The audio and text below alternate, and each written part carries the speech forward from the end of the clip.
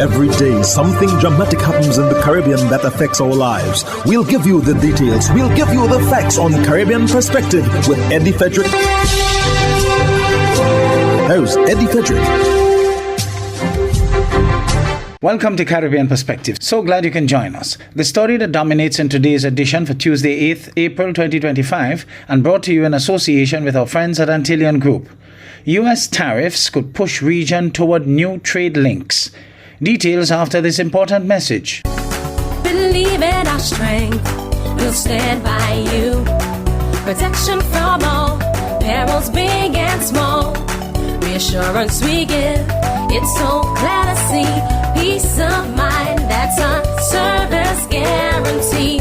We look after all our family. Yes, we do at every opportunity. Antillean Group, underwriters of all classes of insurance solutions for your protection and investment. Live well financially.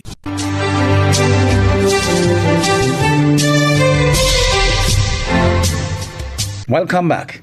In the context of trade tariffs being imposed by the United States, as well as other challenges being stimulated by the Donald Trump administration, SKN Newsline inquired of Nevis's Premier Mark Brantley if the current circumstance would force the development of non-traditional trading links. Glenn Bart of SKN Newsline reports. Areas such as Central and South America could become a means of keeping inflationary factors to a minimum while reducing the over-reliance on North America. While the Premier agreed with the development of new trading partners, the matter of transportation will have to be resolved in some way. I think our priority area should be trade. Trade requires transportation. And it is a matter of great regret that we have no direct transportation links between Africa and the Caribbean or between South and Central America and the Caribbean. All that we do here, again, is routed through Miami and then comes down to us. It increases our costs, and now, with President Trump talking about tariffs from some countries, potentially it could increase the cost of goods. So increases our transportation costs could increase the cost of goods. President Trump is now also talking about levying a tariff or fine on Chinese ships. So if your goods just happen to be in a ship that was manufactured in China, I think they're talking about $1 million as the penalty every time that ship calls on a U.S. port. So if a Chinese-made ship is leaving Brazil with beef, going up to Miami to then bring that beef to the Caribbean, it means that you then have that Chinese ship docking there and that penalty being applied, which means that they're going to pass it on now to us down here who are the consumers. So I think our public needs to recognize that these external factors that drive the cost of living, that they're still happening. You know, Donald Trump, President Trump, is making decisions in the best interest as he sees it for America.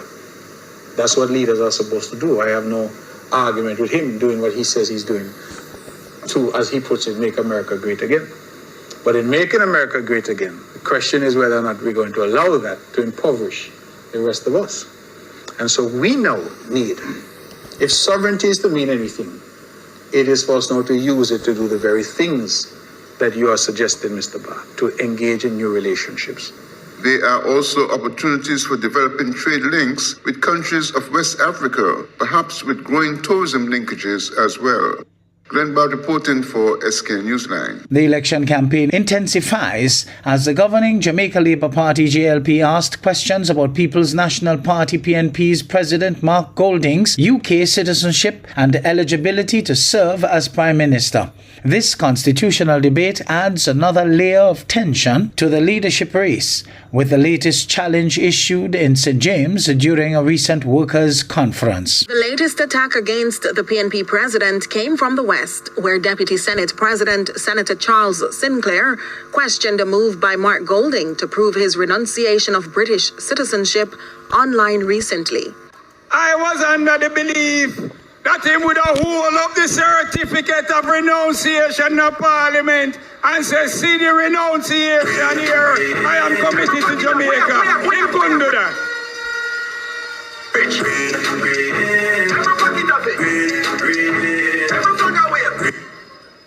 So to take yourself, Mr. Marky British, and go on a vlogger site and go hold up one paper that we can't see. We can't question it. We can't put no question to you. I am asking Jamaica today and the people of Central St. James, can you trust that man? The senator notes, under Andrew Holness's leadership, much has flourished, echoing the party's claims that Jamaica is at its best since independence. When you look on the performance of this government under the leadership of Andrew Holness, we have performed in all areas. We have performed on the economy. Jamaica is in the best place it has ever been since independence under Andrew Holness. And if those were not enough, he insists there's been a record number of infrastructural investments and initiatives under the Holness administration. When you look right across Jamaica, the infrastructure development is the best under Andrew Holness. In grandfather Banya, I Banya. When you look on tourism, tourism is in the best place under Andrew Michael Holness. I Banya. We are bridge. And when you look on housing solutions, it is under the best leadership, Andrew Michael Holness. Senator Sinclair was addressing the St. James Central Workers' Conference at the weekend, in which he threw his support behind Deputy House Speaker Heroy Clark. The party says it's assured Clark is the man for the seat, heeding the cries of the people and ensuring their upliftment.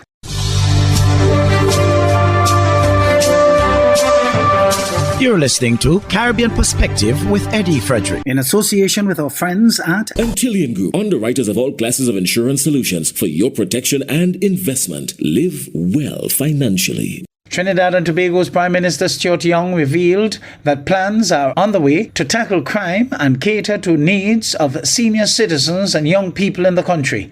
TTT News has more. In his address at the People's National Movement public meeting in Tunapuna on Saturday, Prime Minister Stuart Young SC said an appointment of a national security advisor will come first, as well as the establishment and strengthening of an elite unit in the police service. We're also going to use advanced forensic science and digital evidence management.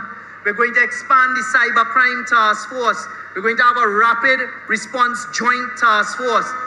We are immediately going to change the law for the appointment of a commissioner of police, because one of the difficulties we faced is not having strategic and stable leadership. That is the first thing we will do as a government. For senior citizens, access to virtual consultations will be implemented, making visits to health practitioners more accessible. This is to prevent the commute and waiting period that senior citizens would have to endure. We are going to expand the availability and use of virtual doctor consultations for senior citizens who want to use it, so they don't have to go and sit down waiting in a healthcare center. To cater to the needs of the youth in the country, the Prime Minister added that plans are afoot to address high data rates and enable accessible services for all, leaving no one behind. Today, I have consulted with our Minister of Digital Transformation, and we will be communicating with both TSTT and Digicel to immediately reduce the cost of access to data for young citizens and to give them more access to data. Prime Minister Stuart Young also alerted the public on the use of artificial intelligence as a form of creating misinformation. He claimed such was the case with a video with rapid gunfire circulating online suggested to have happened in Tunapuna. Upon investigation by the cybercrime unit, the video was reported to be fake and a video game. Faith Chariot, TTT News. The Bahamas' customs boss speaks on last week's seizure of American pleasure vessels as a means of clarifying this important issue. Details in this ZNS News item. The task force, including Defense Force, Customs, and police officers working along with the Port Department, conducted an investigation into the activities of those vessels, which included surveillance of their movement in and about the Nassau Harbor and the surrounding quay. That investigation uncovered that those vessels, believed to belong to the same owner, were being used for commercial purposes. Customs Controller Ralph Monroe says this is a violation of the Customs Management Act and the customs regulations. 4 of the 5 vessels, ranging in length from 33 to 47 feet, entered the Bahamas at various times over the past 16 months and were all issued Bahamas Customs Cruising Permit, which under the law forbade them from being used for commercial purpose or hire without the permission of the Controller of Customs. The 5th vessel was seized on Tuesday is a 30-foot open console Intrepid. That vessel arrived in the Bahamas earlier this year and was entered by the use of a fraudulent invoice. Our investigation into that matter revealed that the true values was lowered by some $50,000 or 50%. The vessel was seized under the provision of the Customs Management Act as an customs good. Well, as indicated, the vessel's now in the hands of the Customs Department, the comptroller issuing this terse but stern warning to other illegal operators. Cease and desist as the Office of the Control of Customs has and will continue to impose harsh penalties, which include the maximum in appropriate cases upon all violations. In a landmark decision, Chief Justice of Guyana Roxanne George has dismissed the case brought forward by PNCR Chief Scrutineer Carol Smith-Joseph, which argued for mandatory voter address verification by GCOM. The ruling is seen as a major development in the ongoing conversation around voter rights and election integrity in Guyana. This Guyana Reporter News item has some details. Acting Chief Justice Roxanne George made headlines by dismissing a case that could have changed how citizens in Guyana registered to vote. This all started when PNCR Chief Scrutineer Carol Smith-Joseph filed a case against the Guyana Elections Commission, or GCOM, pushing them to verify the physical addresses of voter registrants. Smith-Joseph argued that without proper address verification, the integrity of Guyana's elections would be at serious risk.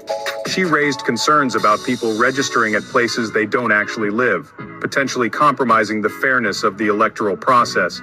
But Chief Justice George wasn't having it. She ruled that there's no legal requirement for GCOM to verify addresses. The address provided is purely for assigning polling stations and should be accepted as is. She stressed that any additional verification could disenfranchise eligible voters, violating their constitutional rights. The Chief Justice also pointed out that changes to voter registration procedures should come from the National Assembly, not the judiciary.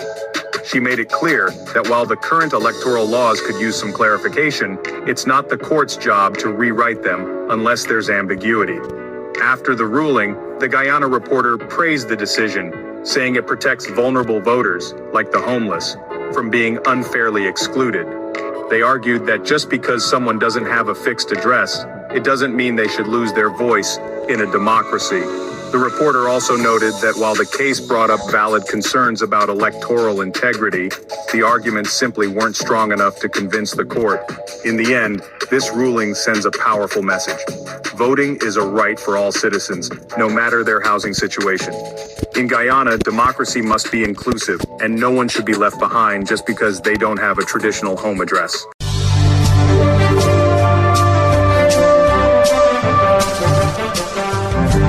I am Eddie Frederick. This has been Caribbean Perspective, a whole new approach to highlighting developments in the Caribbean. In the meantime, please follow us on Facebook and subscribe to our YouTube channel for daily regional news and more, in association with our friends at Antillian Group.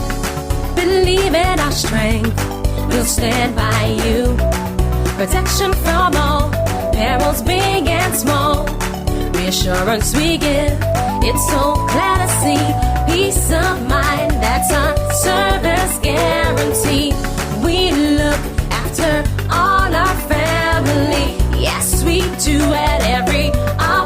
opportunity. Antillian Group, underwriters of all classes of insurance solutions for your protection and investment. Live well financially.